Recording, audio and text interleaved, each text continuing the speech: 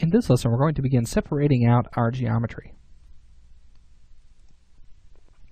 Alright, so what we need to do now is we need to combine and separate the pieces of our gun.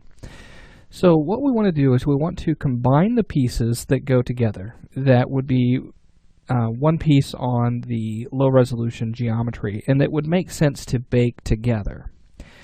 So looking at this, let's start out with the frame.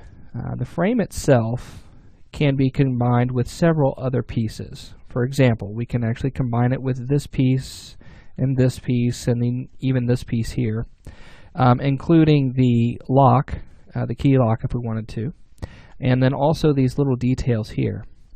Now, looking at this, I have one little detail that's going to intersect with the key lock, and this piece right here is actually supposed to be floating geometry, and so it may not make sense to make the key lock that part of that frame. So we can actually bake out the geometry from the key lock separately. Okay, and then from here we would probably also want to add the handle, because we don't need any information that's underneath that handle. And so looking at this, it looks like even the screw pieces on the back would make a good choice to combine all of these together, including these little screws on the handle. So with all of these, we want to attach those. Okay, and so to get started with that, let's just select the frame, and let's also take the handle and let's go ahead and duplicate that over, or mirror it over. And so I'm going to duplicate it along the X direction. Let's make sure that it's set to instance or copy. It doesn't really matter. We're not going to be making changes to the model anyway. Let's go ahead and make it a copy, so that way we don't have to worry about the instancing, because you can't attach an instance. It won't work. So you'll have to go ahead and make it unique anyway. So let's just make it a copy. And let's select the frame, and let's go to attach. Okay, and then we're going to attach the handle.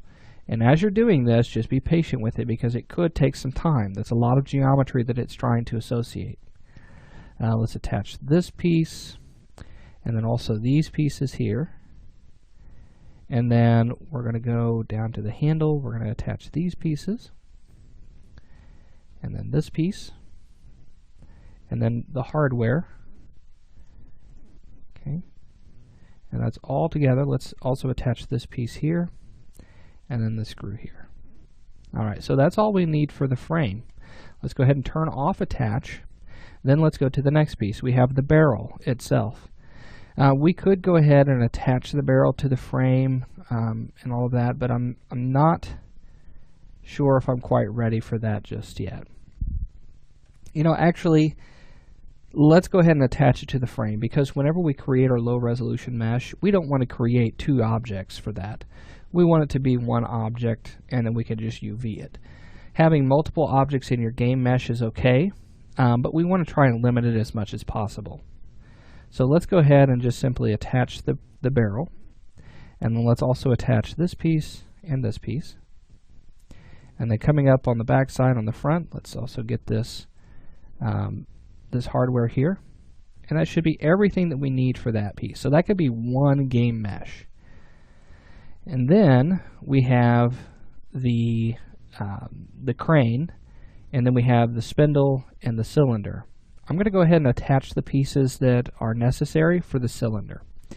So we'll come in and we'll attach the spindle, and then let's also attach the ratchet, which you'll see right inside there. So with that attached, everything set there, we can go ahead and move on to the next one. So now we have the cylinder, and then we have the gun. Now the hammer is going to have to be on its own.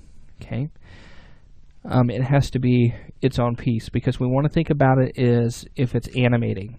So we could possibly have the hammer animating, and so we need to make sure that it's separate. Same thing for the cylinder, okay, and the crane. We don't want those to be together, because we want to be able to pull out the crane, so animate it along a pivot down here, but then also allow this to spin freely. And so we would actually have to parent those together. And so we're just going to leave those the way they are.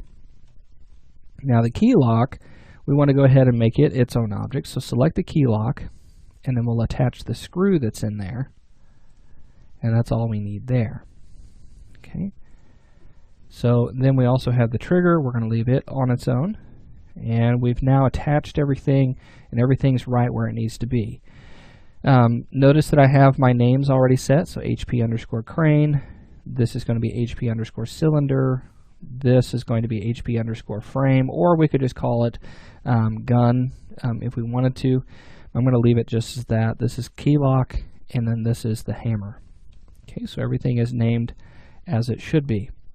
Now here comes the part where we need to explode this, so that way it makes it easier to bake. And so the way I do this is I'll go ahead and I'll go to frame 1, and then I'm going to turn on auto key. Let's hit G on the keyboard so we can see our grid. And what I'll do is I'll just move these pieces out away from one another, so that way it just makes it easier to bake.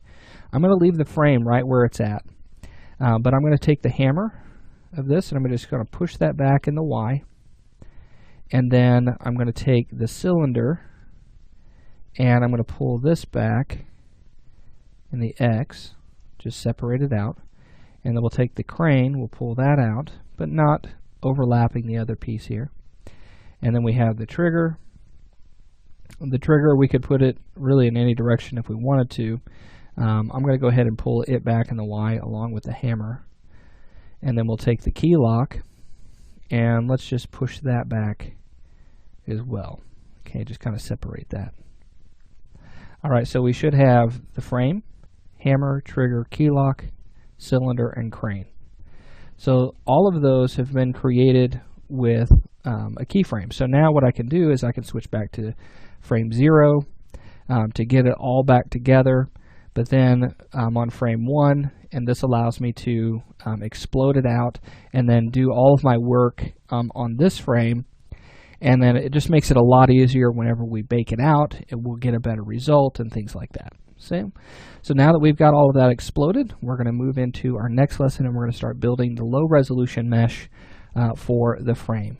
So we'll get started on that next.